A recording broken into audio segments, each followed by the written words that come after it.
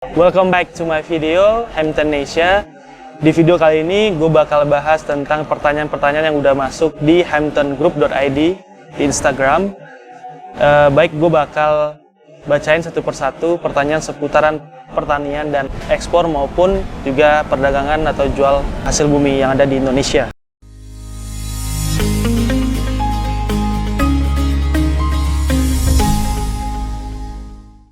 Baik, langsung aja. Yang pertama itu ada dari Kak Harriet.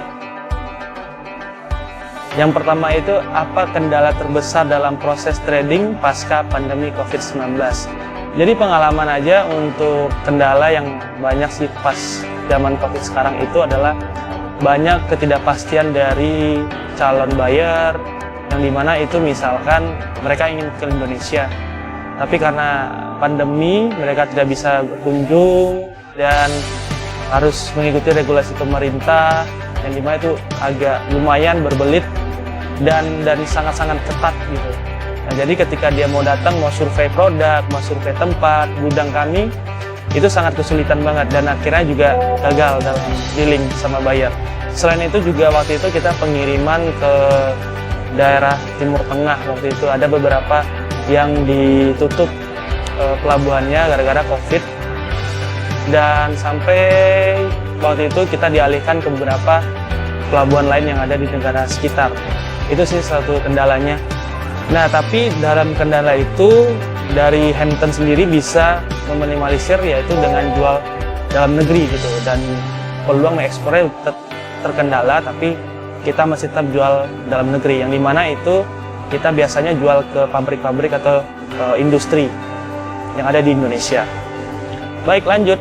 Yang kedua itu dari Tokyo and London.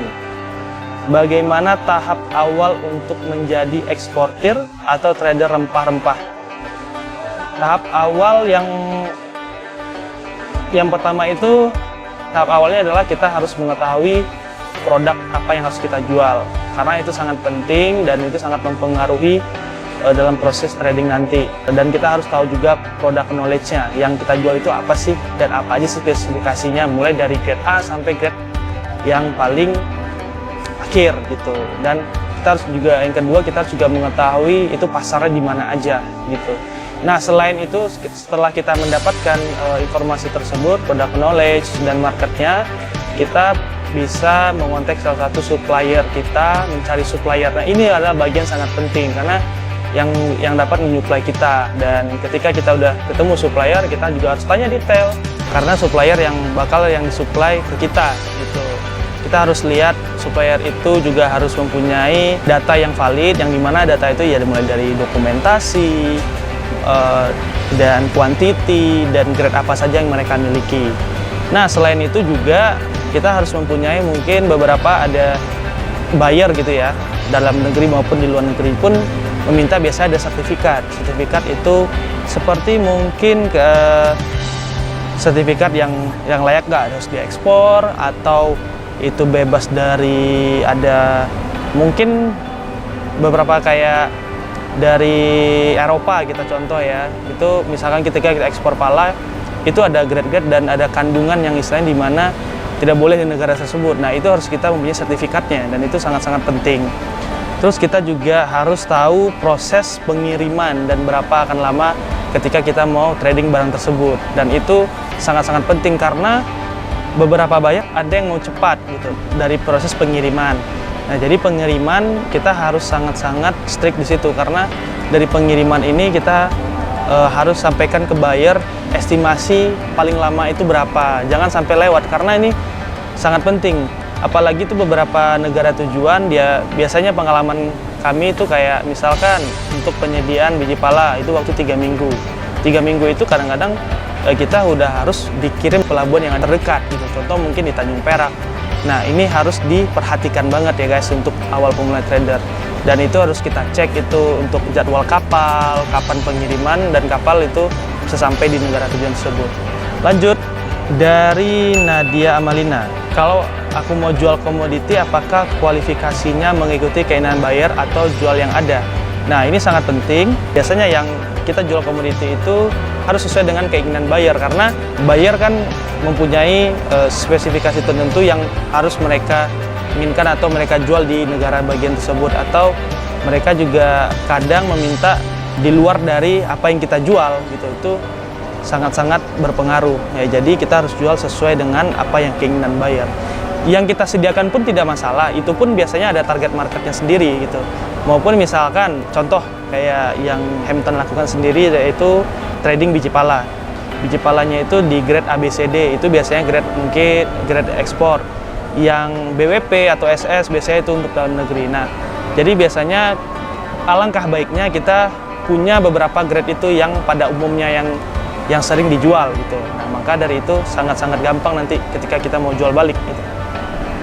Oke, dari EWD Life, apa yang mendorong untuk memilih investasi di pertanian padahal yang lain ada lebih cuan?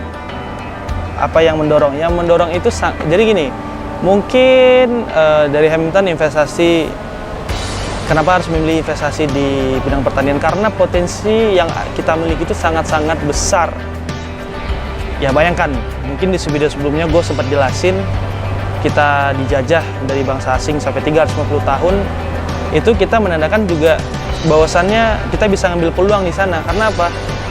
Dari zaman dulu sampai sekarang aja masih dibutuhkan. Kenapa nggak tradisi atau dari nenek moyang kita yang kita lanjutkan gitu. Nah, makanya Hampton itu sangat tertarik banget di bidang pertanian, dan selain itu juga mendukung, Indonesia itu sangat mendukung sumber daya alamnya yang sangat akan luas sekali. Semuanya ada di Indonesia ya. Makanya kenapa nggak kita kembangkan, kenapa nggak kita ekspor lagi untuk perdagangan rempah-rempah yang ada di Indonesia gitu. Dari Nasi Kebuli Ibu Syeha, Hampton sebagai broker aja atau mempunyai kebun sendiri? Kita mempunyai kebun minyak atsiri yang ada di Sulawesi Utara. Itu kita lagi kembangkan banget, sekitar lebih kurang 24 hektar untuk tahap awal. Nantinya kita bakal produksi menjadi minyak atsiri. Nah, kalau untuk pala, kita sebagai trading company gitu, yang dimana kita ngambil dari hasil pertanian, petani cukup menghasilkan, kita yang beli, kita yang distribusikan gitu. Oke, next. Dari Nadra, apa kesulitan dalam membangun perusahaan trading rempah? Mungkin kesulitan yang dihadapi di Indonesia itu berbagai macam, mungkin karena di daerah-daerah, karena kita yang pertama itu Indonesia banyak mempunyai suku, adat, dan budaya. Jadi ketika kita di beberapa daerah yang dimana kita belum mengenal daerah itu, ya kita harus menyesuaikan dengan budaya orang berdagang di daerah sana. Waktu itu contohnya ya seperti di Ternate gitu. Nah, ada beberapa pengalaman yang dimana kalau kita nggak gandeng orang yang di sana, kita tuh biasanya nggak dapat barang gitu loh. Jadi kesulitannya kayak misalkan kita di lapangan, kita pergi ke beberapa supplier yang udah kita tahu nih. Mungkin kita pergi ke dinas pertanian, Pak, minta referensi dong untuk jadi supplier yang mau kita bakal jual gitu. Mereka ngasih dari pemerintah setempat, ngasih data. Jadi pas kita ketemui, kadang mereka itu kalau bukan orang yang udah relasi lama, mereka nggak ngasih gitu. Nah, jadi kalau kita nggak gandeng orang sana pun, mungkin orangnya nggak ngelihat, ya kan kita bukan asli sana ya. Orangnya juga mikir, ya lu siapa sih gitu yang datang-datang ke kampung orang beli. Ya kadang kesulitannya yang kayak gitu, ada yang masih berpatokan dengan relasi yang lama. Jadi ketika orang yang datang, atau ya contohnya Hampton datang ke sana, mau kerjasama, kadang masih kurang istilah welcome kayak gitu. Ada beberapa sih, nggak semuanya gitu. Terus selain itu juga kesulitan yang bangun di awal itu, kita juga kadang, contoh waktu itu kita dapat supplier di daerah timur, yang dimana itu di daerah di Banda Neira, di Banda. Nah, di sana ininya banyak banget hasil rempahnya, dekat di Maluku, masih pulau-pulau kecilnya. Di sana banyak, kualitasnya oke, tapi pendistribusiannya kadang agak kesulitan. Nah, waktu itu baru saya datang survei, udah cocok semua nih, bayar udah oke. Tapi ketika kita punya timeline atau deadline yang harus kita kirim barang tersebut, kadang nggak sesuai ekspektasi. Karena apa? Karena pendistribusiannya agak jauh. Contoh kapalnya nggak selalu ada. Nah, makanya kalau dari pengalaman saya, biasanya saya ngambil itu di, misalkan contoh kayak di Maluku tuh di Ambon, ibu kotanya.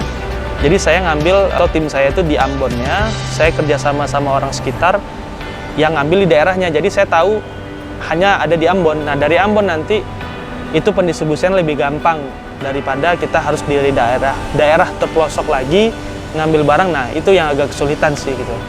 Kadang ada yang sesuai, ada jadwal yang sering kapal itu datang dan cepat gitu. Tapi ada juga ketika musim, misalkan kayak kemarin kendala di Ternate, lagi musim badai, lagi musim agak kurang bersahabat ya, itu biasanya kita nunggu delay-nya itu lama banget. Jadi kita kadang terhambat di waktunya gitu. Segi kualitas oke, segi kuantitas oke, tapi segi pengiriman ini kadang agak macet. Itu aja sih. Baik, paling udah cukup semua pertanyaannya. Gue bakal adain sesi tanya aja, tanya barang Hampton di sesi berikutnya. Nah, jadi jangan lupa follow Instagramnya hamptongroup.id dan subscribe channelnya Hampton Asia, like and comment, and see you in the next video.